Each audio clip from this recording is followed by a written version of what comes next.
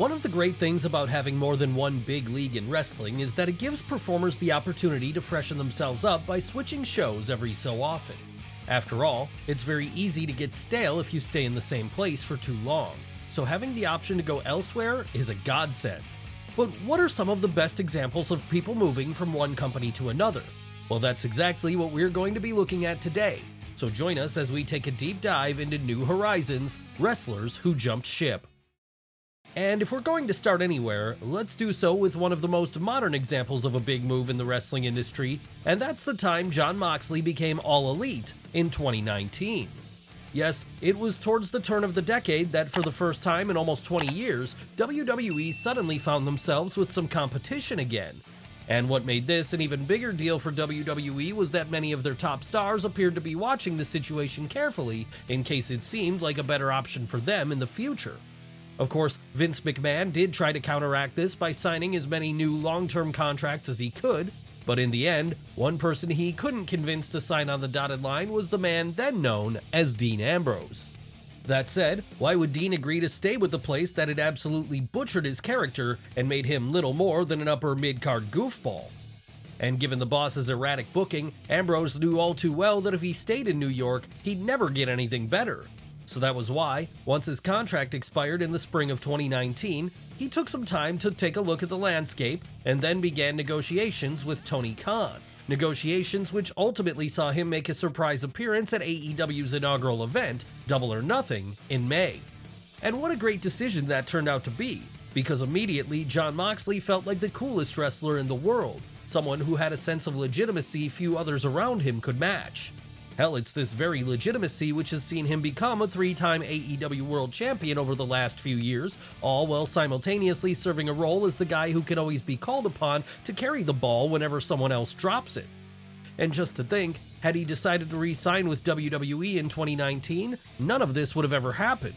No, it's far more likely he'd at this point be playing third fiddle to Roman Reigns and Seth Rollins, rather than being one of the top wrestlers on the planet. That said, for as great of a move as going to AEW was for Jon Moxley, it was actually leaving the same company which turned out to be a genius idea for our next subject. And this is because after having lost much of his luster in Jacksonville, Cody Rhodes' return to WWE completely reinvigorated him once more. Yes, few, if any, would have seen such a thing coming only a few months prior, because Cody wasn't just any AEW wrestler. No, he was an executive vice president and one of the founding fathers of the company. Unfortunately though, while his early days as part of the roster may have seen him play the role of mega over babyface, by the time 2021 came around, a lot of fans had turned on him. So realizing he'd plateaued, the grandson of a plumber decided that it was time to make a change and move over to pastures new once more. And that's what led to the utterly shocking moment when, at WrestleMania 38 Night 1, as Seth Rollins was standing in the ring awaiting the arrival of his mystery opponent, a familiar Downstate song started playing to herald the re-arrival of the Rhodes in WWE. Was this a smart move in the long run for him? Yes, because with Vince McMahon immediately pushing him as a top guy now, Cody went on a run which saw him beat Rollins 3 times in a row, have an all-time legendary performance inside Hell in a Cell, win the Royal Rumble, and then go on to the main event of WrestleMania 39 to challenge Roman Reigns for the WWE Undisputed Universal title. And sure, he may have lost that latter match, but his overall goal of finishing the story is still going, and we've no doubt that, before all is said and done, he'll be able to do this too, possibly at WrestleMania 40 in 2024. Of course, there's also the risk that he fails to win the title a second time, something which would surely tarnish him in fans' eyes forever. And it wouldn't be the first time such a thing had happened. After all, it was this exact scenario which hurt Lex Luger so badly during the mid-90s that he was forced to jump ship to WCW instead. That's right, after getting made to look like a fool at SummerSlam 1993, and then getting made to look like an even bigger fool at WrestleMania 10 in the spring of 1994, it was pretty clear to the New York native that his time under Vince McMahon was done. That said, his jump to the competition would have much bigger ramifications than most, as when he switched sides, it marked the first shot of the Monday Night Wars. Why was that? Well, it was on the debut episode of Monday Nitro on September 4th, 1995 that Luger showed up during a bout between Ric Flair and Sting, something which came as a shock to many in WWF as they weren't even aware he was no longer under contract. Who was to blame for this? Well, Jim Ross, as it turned out, because his failure to re-sign Lex meant that he was now a free agent, free to go wherever he pleased as it happened. And where he pleased to go was down to Atlanta, as there he'd quickly be placed into a more high-profile role, working alongside the likes of Hulk Hogan and Randy Savage. Sure, you could argue he still wasn't the absolute top guy he'd hoped he might be, but he was certainly in a better spot than he had been in New York. Hell, at one point in August of 1997, he'd briefly become WCW World Champion when he dethroned Hollywood Hogan for a few days. So to say the jump to new pastures was a bad move for his career would be a lie, just as it would be a lie to say another pair of figures who made a similar jump in 1996 didn't have much more success when they morphed into Scott Hall and Kevin Nash, the Outsiders. That's right, while Lex Luger may have been the first shot in the Monday Night Wars, it wasn't until the former Razor Ramon came out through the crowd on the May 27, 1996 episode of Nitro that things really got going to the next level. And this was because, before leaving WWF, Hall had still been a big star. Big enough to where once he appeared on enemy territory and claimed he was there to start a war on behalf of Vince McMahon, many people actually believed it. And if they didn't believe it at this point, they certainly did when, a couple of weeks later, former WWF champion Kevin Nash showed up too.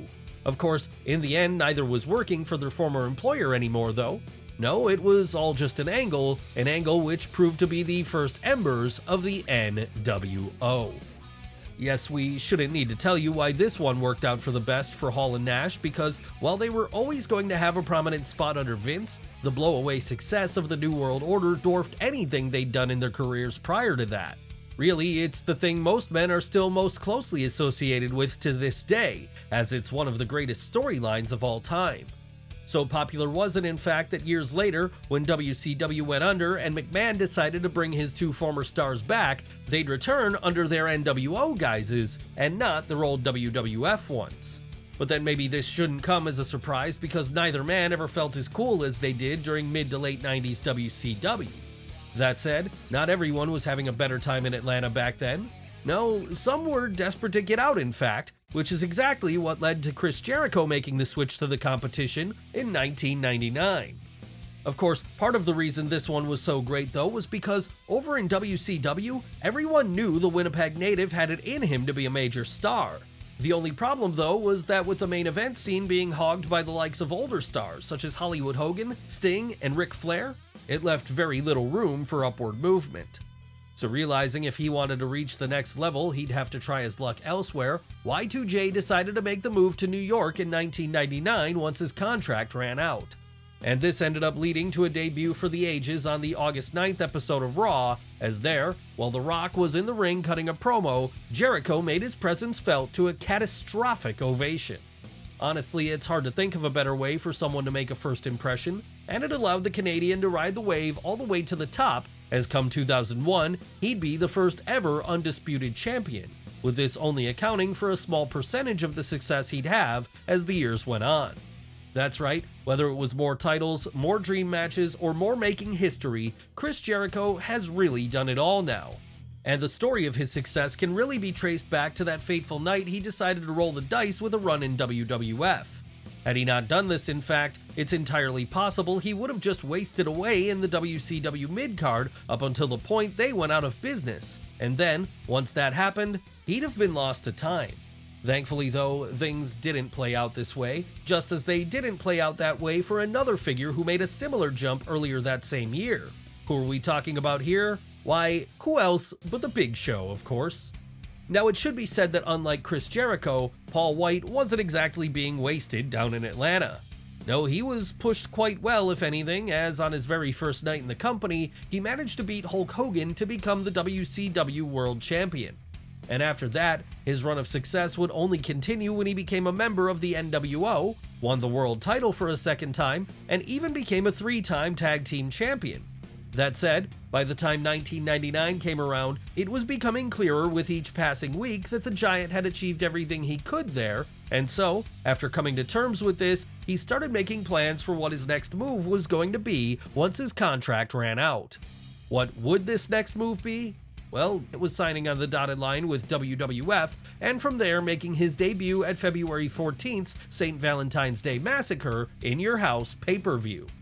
Sure, this debut backfired on him in the end, as rather than lay out Stone Cold Steve Austin like he was supposed to, the Big Show unintentionally helped him to get the win. But he was able to bounce back from this quickly enough to the point that, come the close of that same year, he'd have won the WWF title. And even when this reign came to an end in January of 2000, it didn't stop the big man from main eventing WrestleMania just a few months later, just as it didn't stop him from regaining the top prize in 2002 either. Hell, by the time his run in New York was over, White would actually be a 4-time world champion, as well as an 8-time tag team champion, 1-time intercontinental champion, and 1-time United States champion too. Had he stayed in WCW back in 1999 though, it's unlikely any of this would have happened, because we just can't picture Vince McMahon pushing him to the moon if he's part of the Invasion in 2001. After all, the boss has been known to be very particular about who he goes with as a top star, which is one of the reasons why Medusa decided to leave the company in 1995 and try her luck down south instead. Yes, it's time to talk about this situation, the one which would see the former Alundra Blaze be blackballed from New York for decades thereafter. Why was that? Well, when she left WWF, she was still their women's champion. Of course, the women's division under Vince at this point was so threadbare, being the champ didn't really amount to anything anyway. And it was her frustration over this which caused the Minnesota native to finally decide enough was enough, as she set about planning to move on to pastures new. But before she left, she neglected to give the belt back. That's right, under the instructions of WCW chief Eric Bischoff, she'd actually bring that with her. And this led to the now infamous scene on the December 18th episode of Nitro that year where, after appearing at the commentary booth and announcing she was the newest member of the roster, Medusa took the WWF Women's title and dropped it in the trash. Obviously then, this ruffled a lot of feathers back in New York and led to their now former champ becoming persona non grata for a long time thereafter. But at least things worked out okay for Medusa in her new home, right? Well, not so much as it happened, because back in the 90s, no North American company really had a decent women's division. No, if you wanted good in-ring performances from the ladies at this point, you really had to venture over to Japan. Still, even if she wasn't being utilized to the fullest of her potential, at least Medusa got more TV time in Atlanta than she had been getting before, as between then and 2000, she'd become the first and only woman to ever hold the WCW Cruiserweight Championship. And as if that wasn't enough, she'd also get a chance to work at the power plants as a trainer for a while, imparting her knowledge on to the next generation in the process. And if you need any evidence of her success in this role, you only have to look to the fact that she was the one who initially taught Molly Holly the ropes. So really, it wasn't all bad for Deborah Michelli during her time down south, as she had some memorable moments.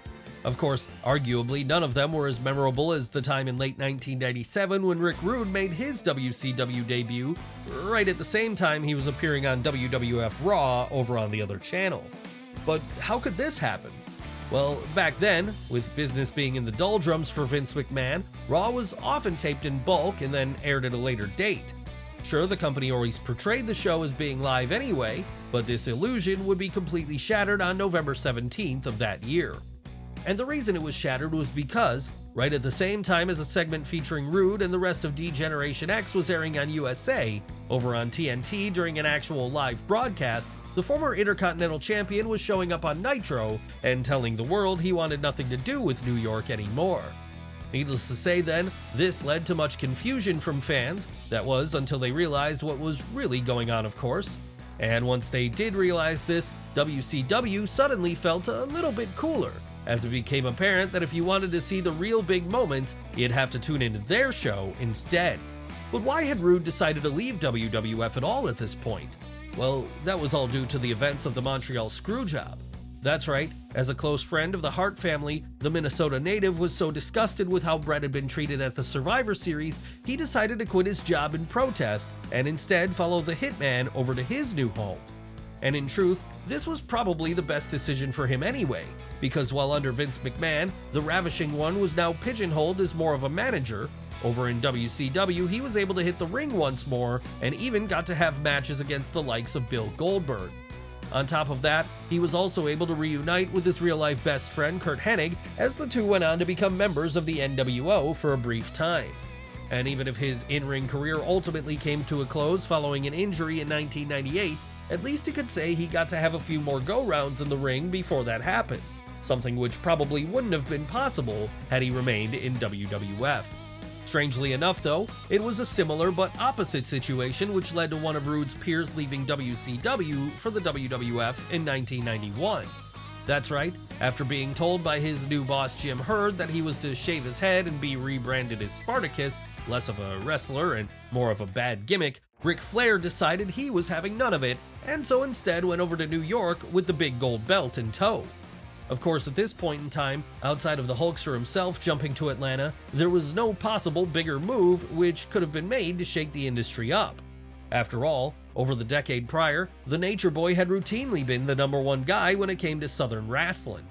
Why was that? Well, he was quite possibly the greatest wrestler alive, someone who'd won multiple world championships and had countless bouts which could be ranked among the best of all time. Hell, his series against Ricky Steamboat alone had already put him in the conversation for GOAT. So when WCW brought new management on board and they made the baffling decision to try and mess with perfection, it's no surprise Slick Rick decided he would be better served plying his craft somewhere new for a while. The only issue with this was, at that point in time, he was still the WCW World Heavyweight Champion and in possession of the iconic big gold belt. But with Jim Herd refusing to pay him back his deposit for that title upon leaving in late 1991, Flair decided he'd just keep hold of it and take it with him over to New York. And it's just as well he did, because now able to call himself the real world's champion, the Tennessee-born star was quickly able to establish himself as a top guy in his new home. Unfortunately for fans though, this would not end up leading to the much anticipated showdown between him and Hulk Hogan at WrestleMania 8. No, instead Rick would work the semi-main event with Randy Savage.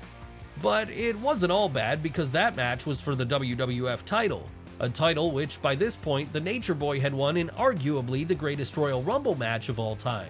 And it also had the silver lining of meaning he didn't have to share the spotlight with the Hulkster, because, let's be honest, anyone was going to look overshadowed standing next to Terry Bollea in 1992. That said, he may never have reached this point had it not been for a change of scenery back in 1983.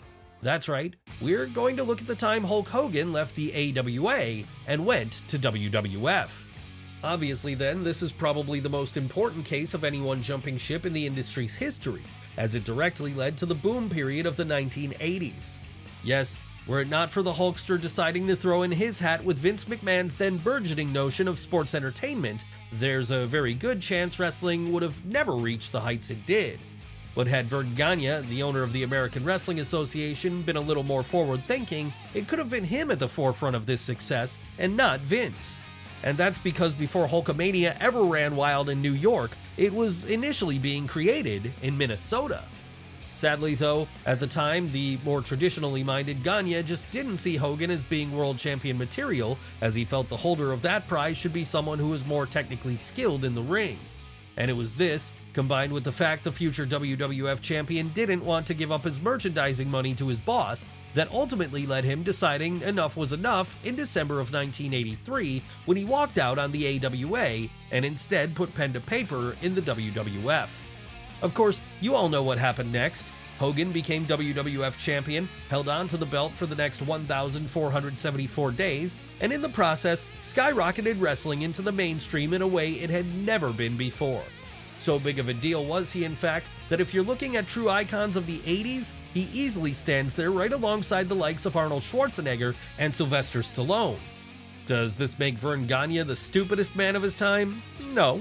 But it does maybe make him the most short-sighted, because had he gone all the way with Bollea when he had him on his payroll, it could have been a very different world we're looking at today. But then, we suppose things would have been different if any of these moves hadn't happened anyway.